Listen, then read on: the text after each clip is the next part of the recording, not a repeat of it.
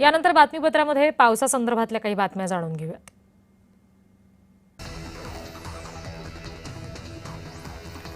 नाशिकच्या चांदोरी गावात पुराचं पाणी शिरलं। अनेक घरं आणि दुकानं पाण्याखाली गेलेली असून नागरिकांचं स्थलांतर सुरू आहे।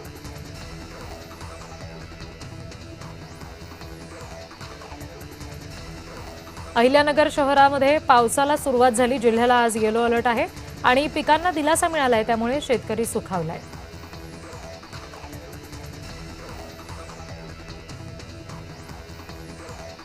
अवघ्या 2 दिवसांच्या दमदार पावसामुळे नाशिक जिल्ह्यातील एकूण धरणसाठा 77% पोहोचलाय। नाशिक जिल्ह्यातील 23 धरणांपैकी 6 धरणं 100% भरली। जिल्ह्यातील इतर धरणं सुद्धा पूर्ण क्षमतेने भरण्याच्या मार्गावर आहेत।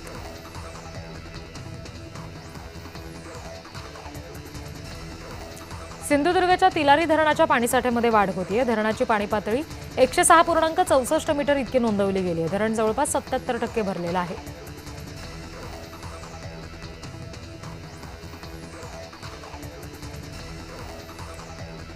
गोदावरी नदीला आलेल्या पुरामुळे कोपरगावातील लहान पूल वाहतुकीसाठी बंद करण्यात आला। सुरक्षिततेचा उपाय म्हणून प्रशासनानं निर्णय घेतलाय।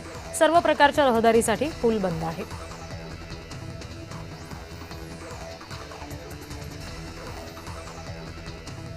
नाशिकच्या सुरगाणा तालुक्यात पावसानं हाहाकार माजवलाय। अनेक ठिकाणी पावसामुळे नुकसान झालंय। एक जण पुराच्या पाण्यात वाहून गेला।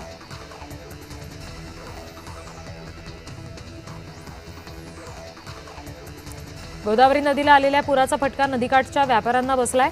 गोदावरी नदीलगतच्या भांडी बाजारामध्ये रात्रीच्या सुमारास तब्बल 2 ते 2.5 फूट पुराचं पाणी शिरलं। त्यामुळे अनेक दुकानांमधील मालाचं नुकसान झालं।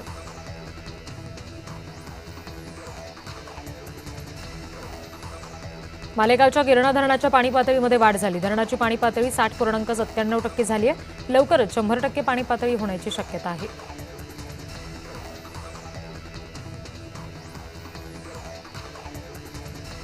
मावळमधील पवना धरण अखेर 95% भरलं। पवना नदीमध्ये पाण्याचा विसर्ग सुरू आहे। सुरुवातीला 800 क्युसेक पाण्याचा विसर्ग सोडण्यात येणार आहे, तर पावसाचा जोर वाढल्यास विसर्ग आणखी वाढवायचा निर्णय घेतला जाईल।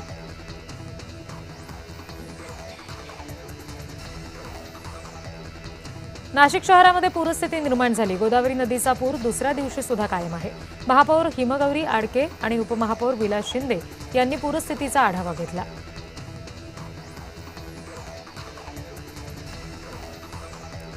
पालघरमध्ये सुरू असलेल्या मुसळधार पावसामुळे वीज पुरवठा ठप्प झाला।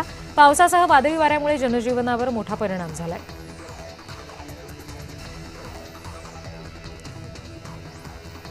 भंडारदरा धरणाच्या पाणलोट क्षेत्रामध्ये मुसळधार पाऊस सुरू आहे। पाणी पातळी नियंत्रणात ठेवण्यासाठी धरणातून 15,000 क्युसेक वेगानं प्रवरा नदीपात्रामध्ये पाणी सोडण्यात आलंय। नदीकाठच्या गावांना सतर्क राहण्याचा इशारा दिला गेलाय।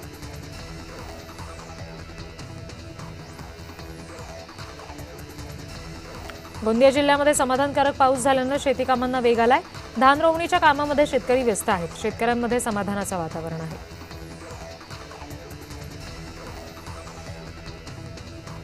नाशिकच्या इगतपुरी परिसरातील भावली धरण भरलंय। धरण भरल्यामुळे मराठवाड्याला सुद्धा दिलासा मिळाला।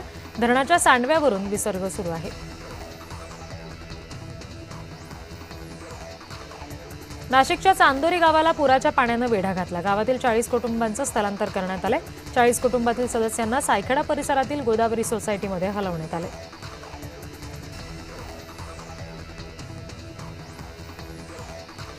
नाशिकमध्ये गोदावरी नदीनं धोक्याची पातळी ओलांडली आहे। रामकुंड परिसरातील बाजारपेठ आणि रहिवासी भागामध्ये पुराचं पाणी शिरलं।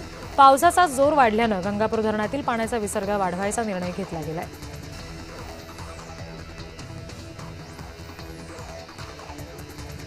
गुजरातमधील वलसाडमध्ये पूरस्थितीमुळे बचाव कार्य वेगानं सुरू आहे। प्रशासनानं नागरिकांना सतर्क राहण्याचे आणि अधिकृत सूचनांचं पालन करण्याचं आवाहन केलंय।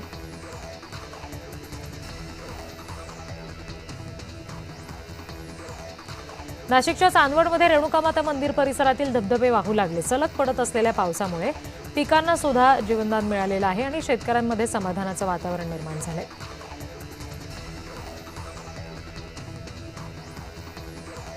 गुवाहाटीमध्ये मुसळधार पावसामुळे जनजीवन विस्कळीत झालंय। शहरातील अनेक भागात पाणी साचल्यामुळे दैनंदिन कामकाजावर परिणाम झालाय। हवामान विभागानं नागरिकांना सतर्क राहण्याचं आवाहन केलंय।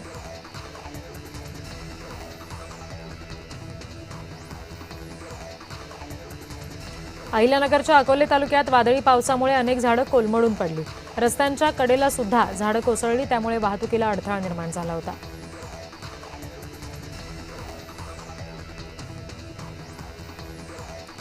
कोल्हापुरातील पंचगंगा नदीची पातळी 31 फुटावर पोहोचली असून 28 बंधारे पाण्याखाली गेलेत. पंचगंगा नदी दुसऱ्यांदा पात्राच्या बाहेरून वाहतीये.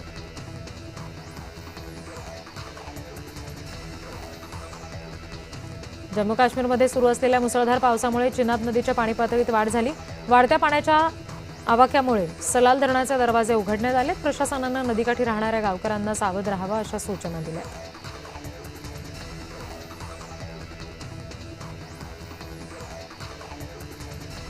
पालघरमध्ये सूर्या नदीच्या पुरामध्ये अडकलेल्या 4 जणांना गावकऱ्यांनी सुखरूप बाहेर काढलं.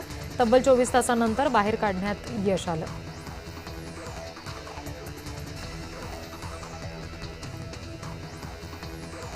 नाशिकमध्ये पुन्हा मुसळधार पावसाला सुरुवात झाली. गोदावरी नदीचं पाणी वाढलेलं आहे. दुतोंड्या मारुती पूर्णपणे पाण्याखाली गेलाय.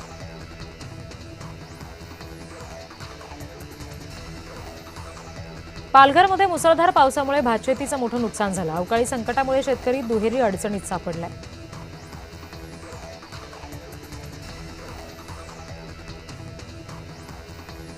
गेल्या 2 दिवसांपासून लोणावळ्यामध्ये पावसाचा जोर काहीसा कमी झालाय, तरी पर्यटकांचा उत्साह मात्र कायम आहे. धबधबे आणि हिरवाईचा आनंद घेण्यासाठी पर्यटक मोठ्या संख्येनं लोणावळ्याकडे आकर्षित होत आहेत.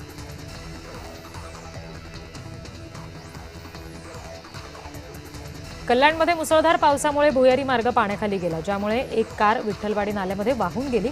अग्निशमन दल आणि स्थानिकांनी चालकाला सुखरूप बाहेर काढलं.